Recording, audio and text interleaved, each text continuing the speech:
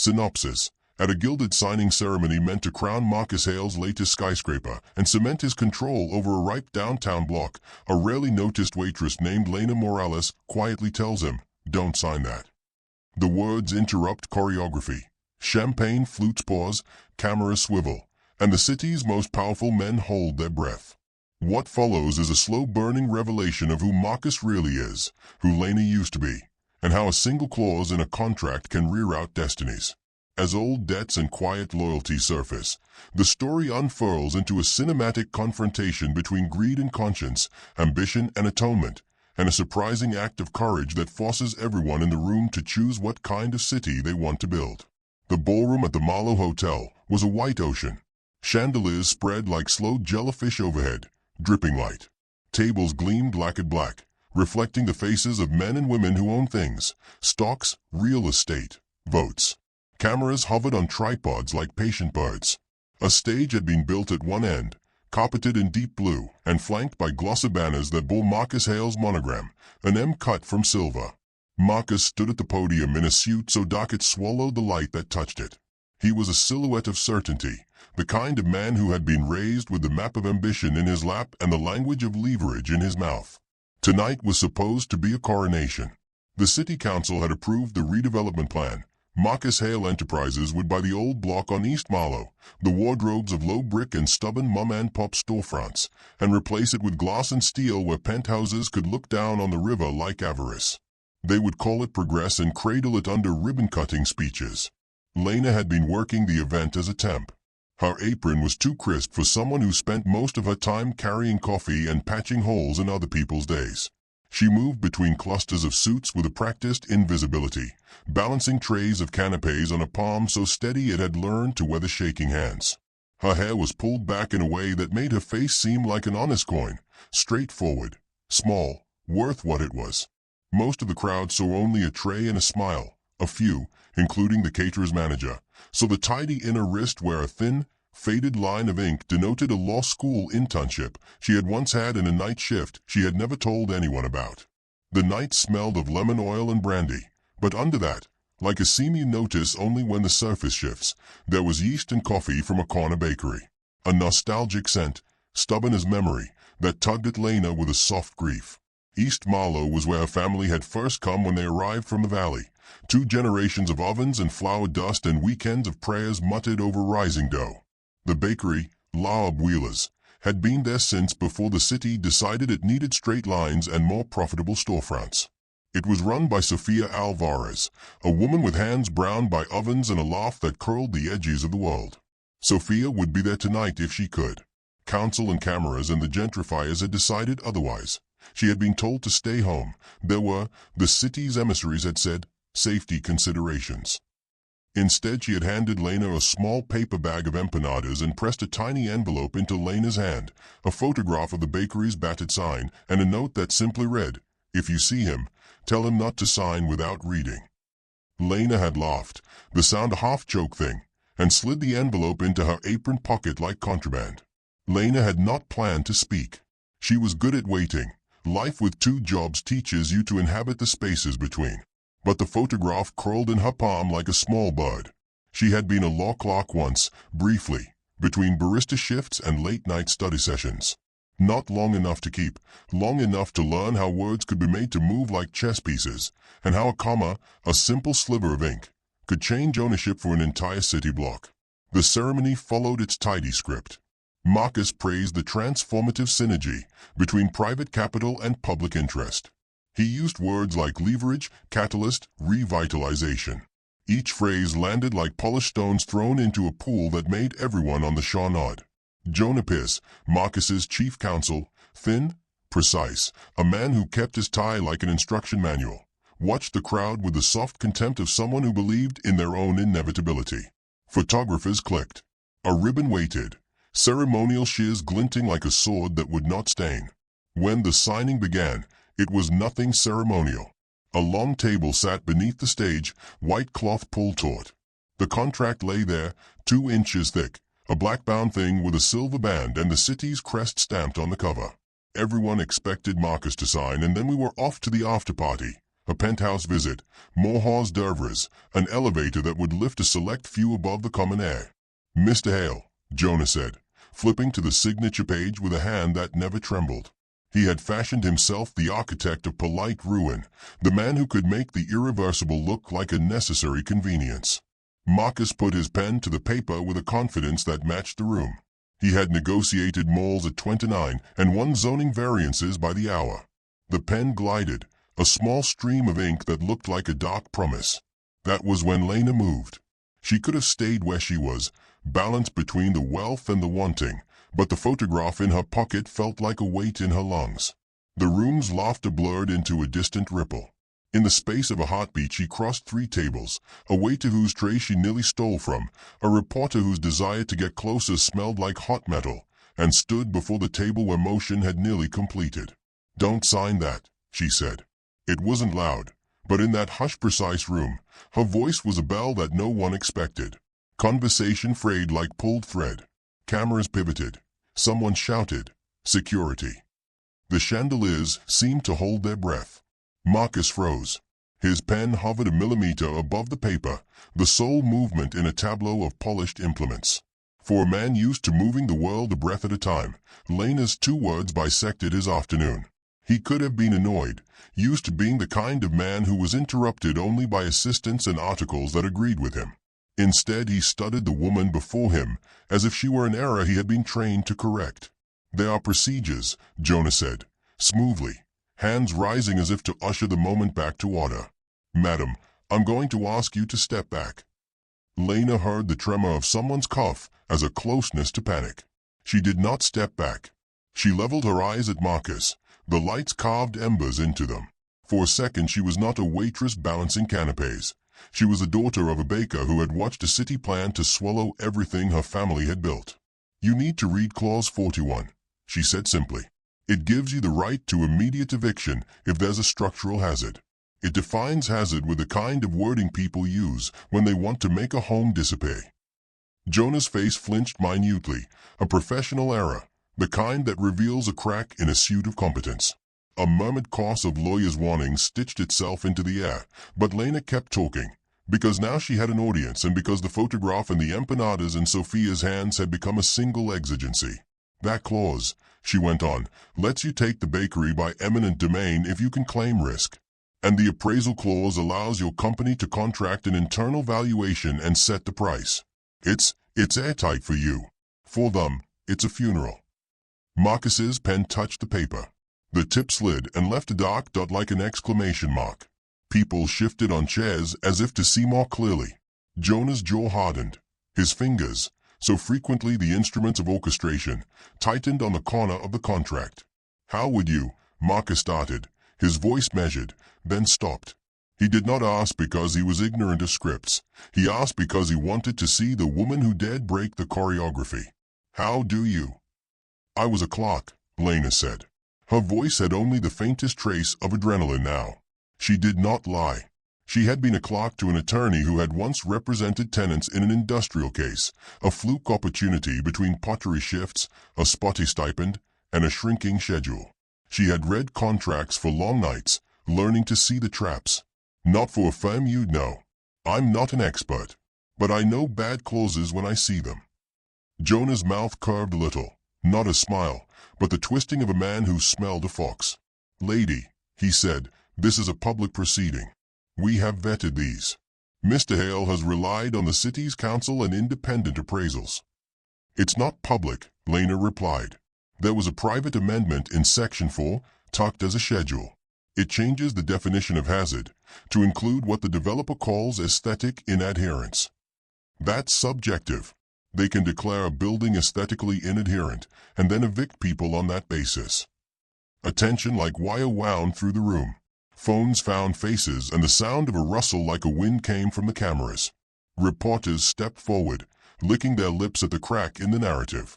Marcus set the pen down gently on the paper. For a ripple-less man, this small motion was tremendous. He turned his head slowly, as if the act of turning could buy him time. The room put its oxygen into the space between his mouth opening and the words that would come. "You came here to interrupt?" he asked, not with irritation, but with a curiosity that carried the soft power of someone who had never been denied. There was no contempt in it. There was a man wanting to see whether he was facing a specter or threat. "I came because my friend would have liked you to read it," Lena said. She reached into her apron and produced the photograph, the fold creased to the shape of her hand. She set it on the table as if it were evidence. Cameras angled. The photograph's image, a battered sign, a window fogged with flour, became a small rebellion. Marcus looked at the photograph the way people look at a thing they've been told about but never held. He watched the way the crowd rearranged itself to see what would happen next. He watched Sophia's favorite scar of paint on the bakery's door in the grainy print, and something like an unfamiliar itch crawled under his skin. "You shouldn't be here," Jonah murmured, not to Lena but to Marcus, a shepherding of fate back into his hands. "We can have security remove her." Marcus raised a hand, slow as a benediction. "No." The word sat like a pebble in a still pond, and ripples widened outward. Jonah's fingers froze, and his knuckles went pale. "Mr. Hale," Jonah said, edging in the cadences of a man who prized control, "this is highly irregular. The press will." "I know how the press will behave," Marcus said. He did not sound angry. He sounded weary in a way that made a few people lean forward, a man who understood the mechanics of spectacle and had grown tired of its predictability. He rested his palm on the photograph as if testing its temperature. "Why are you here, Ms. Lena?" she supplied. "Lena." He tasted the name as if testing a foreign dish. "Lena, you are aware that signing this contract will create required actions that are outside the purview of private mercy." "No," she said. "I don't think mercy is what you're dealing in."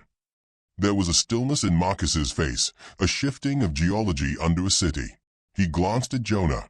The lawyer's mouth clicked once, the sound of a file closing. Then Marcus did something that stunned everyone. He pushed the contract aside and stood. The motion in the room was violent all at once, like a herd startled. Flashes brightened. Men in evening gowns exchanged looks as if someone had shouted in a church. Jonah's hand reached, a reflex for the familiar, but Marcus did not move toward the exit or for another pen. He moved toward the stage where a long table of champagne flutes swayed. "Is this a social engagement or a legal affirmation?" Marcus asked, and his voice took on a cadence that made incredulous heads turn. He picked up a flute as if to measure it, to bring the world back to proportion. "Mr. Hale," Jonah began. Marcus held up a finger, small, insistent. He turned to Lena. Up close she perceived that his eyes were not the glossy blue sheet imagined from photographs. They were earthy and tired, like soil that had held too many foundations. "Miss Lena," he said, choosing the formality like a glove, "would you like to have a seat? I think this conversation deserves more than a stage and less than an audience." Lena blinked. It was almost an absurd kindness, an invitation into a space that had belonged only to men with initials on plaques. People began to breathe again, whispers braided into a low hum. Cameras kept their teeth bared, but the photographer's shutters slowed when the story became intimate instead of a spectacle. Aides moved, uncertain. Jonah clasped his hands together as if bracing a bridge for a storm. "This is highly irregular," he intoned again, but it sounded thinner, like an afterthought slowed by surprise. Marcus guided Lena to a chair at the end of a long table, and, without the formality of a secretary, asked for water. An assistant poured, hands shaking, then retreated. The room watched with the attention of an audience waiting for a reveal. "You could sue me for trespass," Lena said. Her voice had steadied now into the kind of calm that makes people listen. "You could call it grandstanding." Marcus smiled, small and almost rueful. "And you could be right. But what I'm interested in is the clause itself." Jonah inhaled like a man who had caught cold. "It's standard," he said, in the voice of a man who believed that repeating a word enough would conjure it into truth. "Standard," Marcus echoed. He leaned forward, his elbows anchoring him to the tabletop. "Is it?" He looked straight at Jonah with the kind of appraisal that strips names of their armor. "Jonah, bring up Section 4, Schedule C. I want the language read aloud." Jonah's jaw worked. He opened the contract as if it were a hymn book and began to read, his voice crisp and formal. The words were a map of inevitability, hazards, corrective measures, rights of possession, Appraisals by developer-nominated assessors. The room listened, the sound of paper a secondary percussion to the drum of attention. As Jonah read, Lena watched Marcus. Beneath the surface of his face nostalgia flitted like a moth. Something retracted and then returned like an animal scent, a memory of a city Marcus once had a more complicated relationship with. He had been raised on stories of better blocks and broken hands. The Hale fortune had been made by men who sold certainty, yet his own childhood memory had an image of a bakery window sticky with sugar and a woman with flour on her knuckles pressing a coin into a child's palm and whispering about hope. When Jonah finished, Marcus tapped his finger on the table, a rhythm slow and patient. "So," he said, "this clause gives us a mechanism for rapid repurposing of property. It's efficient." "Efficient for which party?" Lena asked. "For those who own it now, or those who have the power to declare standards." Marcus considered, then surprised her by saying, "That's a question, isn't it? Efficiency for whom?" No one wanted to be the first to answer. Jonah felt like a man whose architecture had been set to tremor. Investors shifted like ships at anchor. The mayor's press attaché, seated in the back, had the hollow, practiced smile of someone who had rehearsed explaining compromise in opaque language. Marcus tapped the photograph with a nail. "Tell me about the bakery. Why is it important?" Lena told the story because once you begin to tell a story, you cannot easily stop. She said Sophia's name and what it meant to the block, a place where workers found breakfast before shifts, where old men argued politics over coffee, where children learned the cadence of kneading dough. She said the bakery had been in debt because landlords had raised the rent while lenders looked the other way. She said Sophia had tried, for years, to keep the radiant smallness of a community alive against accounting. He listened, and as he listened his face softened in a way that frightened Jonah and puzzled the rest.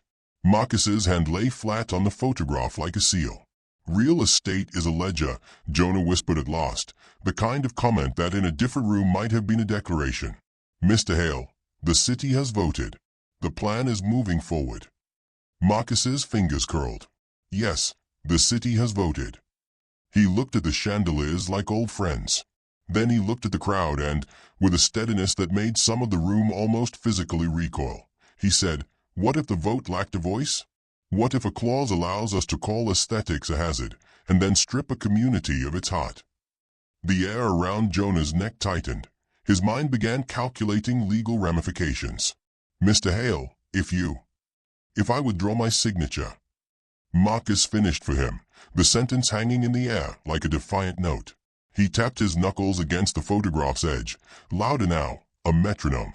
The room expected a theatrical refusal, a quick withdrawal to protect the future of returns. Instead, Marcus stood, moved to the podium, and faced the crowd the way one faces a revelation. He took the microphone, and the noise of the ballroom folded into a hush the way oceans fold into a shore. "Ladies and gentlemen," he said, voice carrying the kind of authority that is legal tender in such rooms. "I was prepared to sign tonight based on growth projections, on analytics, on the articulation of value. My lawyers have presented me with a contract that maximizes our leverage and minimizes our sentiment. I have built my career on that contract design." Cameras angled. The night felt as if it had widened. "But I learned tonight," he continued, "from a woman who brought me a photograph of a bakery, that the language we employ can be used to displace not just structures but people. I was not aware of the amendment.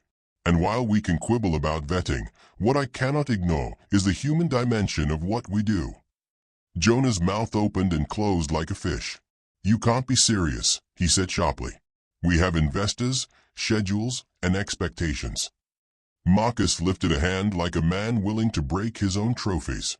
"I am serious." He turned to Lena. "Ms. Lena, I am going to do something that will cost me. I am going to withdraw my signature on this contract tonight." The room did not know how to respond. Some people laughed the nervous laugh of disbelief. Others checked their phones. Jonah's face had the odd blankness of someone who's watched insurance fail. "That is an extraordinary action," the mayor's attaché said, stepping forward like a man trying to catch a falling plate. "There are procedural consequences." "I know," Marcus said. "I am prepared to accept them." People talked then, urgent and small. Cameras hungrily catalogued the staccato of reactions. Investors shifted. Board members went pale. A few, in private corners, began to text in a noise that sounded like a swarm. Lena felt something like wind pass through her. Momentum surged. The weight of 2 generations leaned against her shoulders and, absurdly, they did not topple her. She heard Sophia's voice in the memory of a woman pressing empanadas into a counselor's hand and whispering, "Do not let them take everything." "What's the catch?" Jonah demanded, not as a seeker of truth, but as a man who favored diagrams. "No catch," Marcus said. "But I will not be reckless. I want to negotiate a different outcome. I will fund a stabilization grant for businesses on East Marlow so they can retrofit, bring their facades up to modern code if necessary, and remain.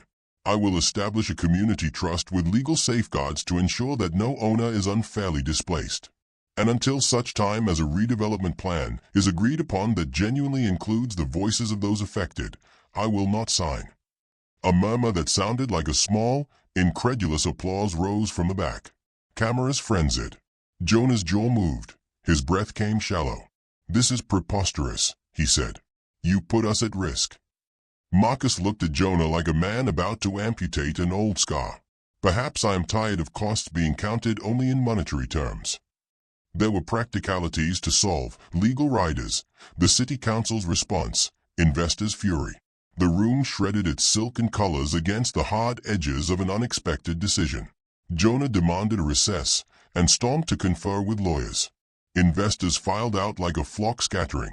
Outside, in the chilled air, a reporter murmured that Billionaire just rescinded his signature. The next hours were a blur of phone calls and lawyers and, for Marcus, a kind of unease he had not felt since he had been young and watched his father negotiate the sale of a neighborhood block by block. Jonah argued, pleaded, threatened to resign. Investors predicted lost billions with the fervor of doomsayers. Marcus smiled once, near bitter, and said words that sounded like a vow.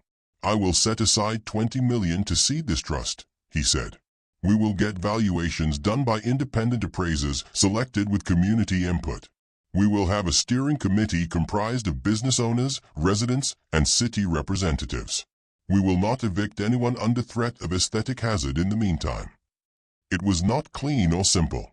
Contracts and lawyers are not broken by declarations. They are unwound by paper and precedent and pressure. Marcus accepted all of it with a patience that surprised.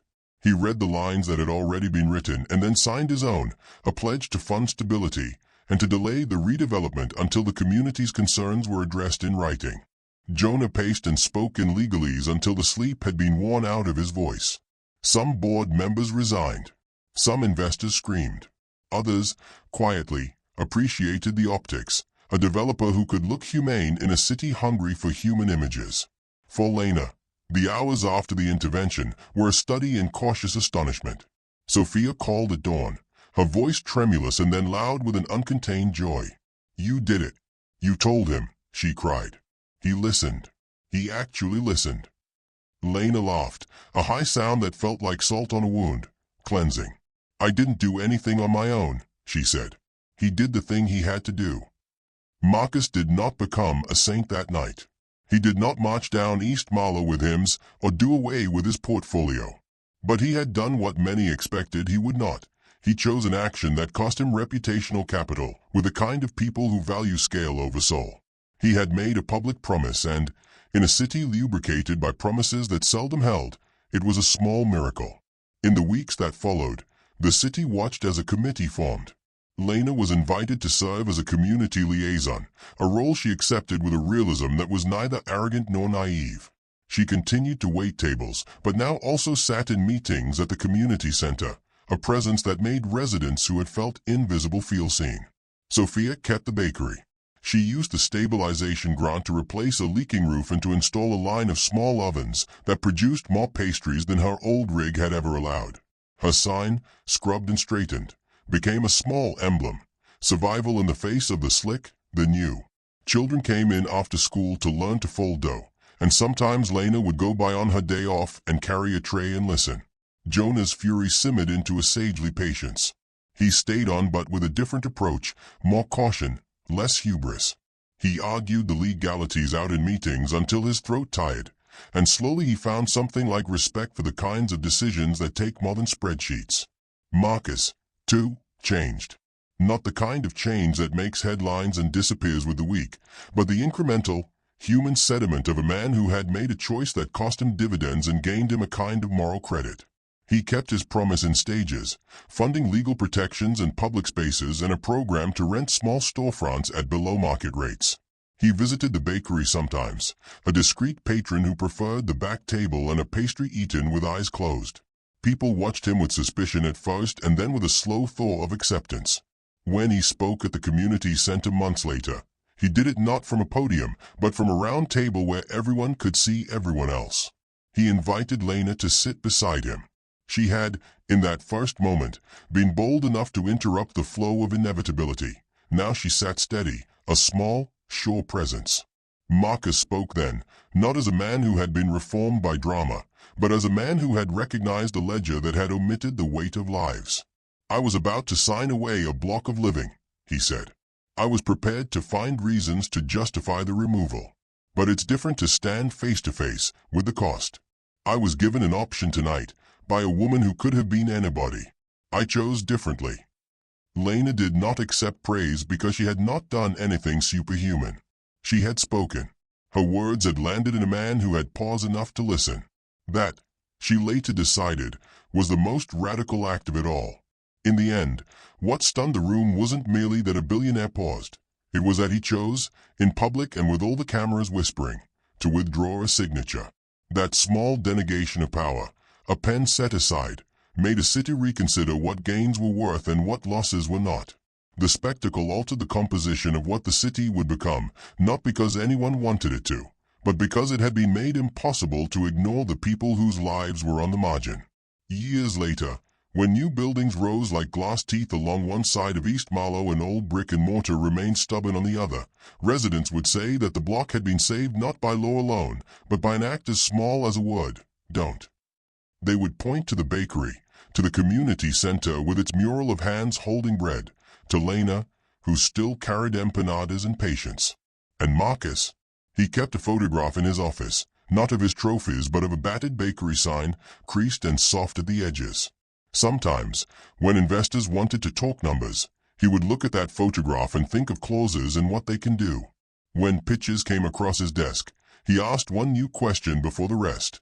For whom does this make life better? It was a question he had not been asked often enough when he was younger. One evening, as the sun dimmed and the city dropped its glitter into the river, Lena poured coffee at a small table in the bakery.